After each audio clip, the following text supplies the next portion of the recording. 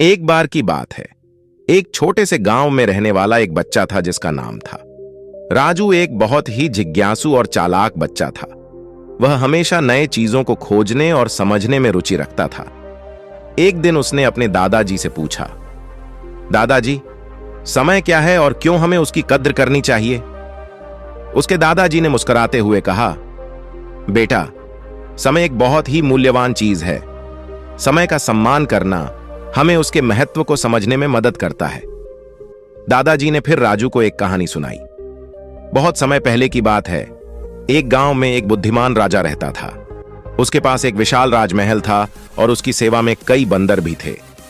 एक दिन राजा ने अपने दरबार में एक अनूठा प्रस्ताव रखा।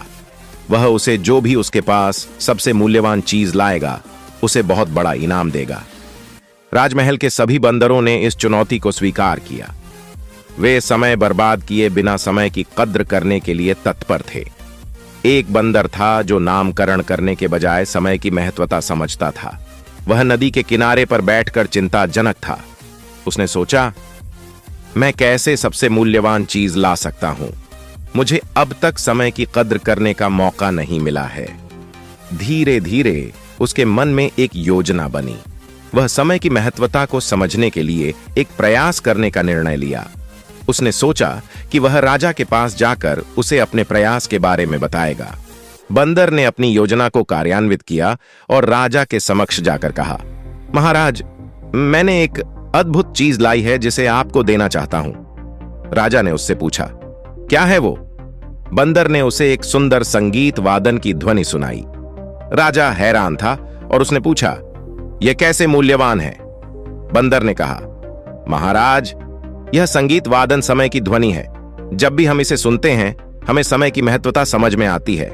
महाराज, समय ही जीवन का सबसे मूल्यवान तोहफा है। समय के बिना हम कुछ भी नहीं कर सकते। हर चीज का अवलोकन करें। समय हमें सब कुछ देता है, शिक्षा, अनुभव और सीख।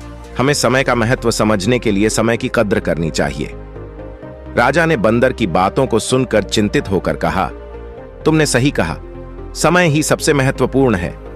तुमने मुझे अपने अनुभव से समझाया कि समय का मूल्य क्या है। राजा ने उस बंदर को बड़ा इनाम दिया और उसकी सलाह को माना।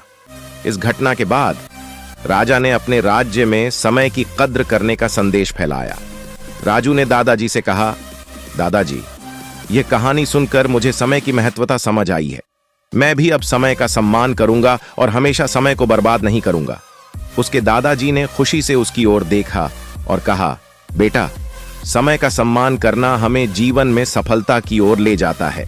इसके बाद से राजू ने समय की कद्र की और अपने जीवन को बेहतर बनाने के लिए समय का सदुपयोग किया। वह हमेशा समय पर काम करता और अपने लक्ष्य को हासिल करने के लिए मेहनत करता था। इस कहानी से हमें यह सीखने को मिलता है कि समय का मूल्य समझना हमारे जीवन में एक महत्वपूर्ण भूमिका निभाता है। हमें समय की कद्र करनी चाहिए और उसका सदुपयोग करना चाहिए ताकि हम अपने लक्ष्यों को हासिल कर सकें और एक सफल जीवन जी सकें।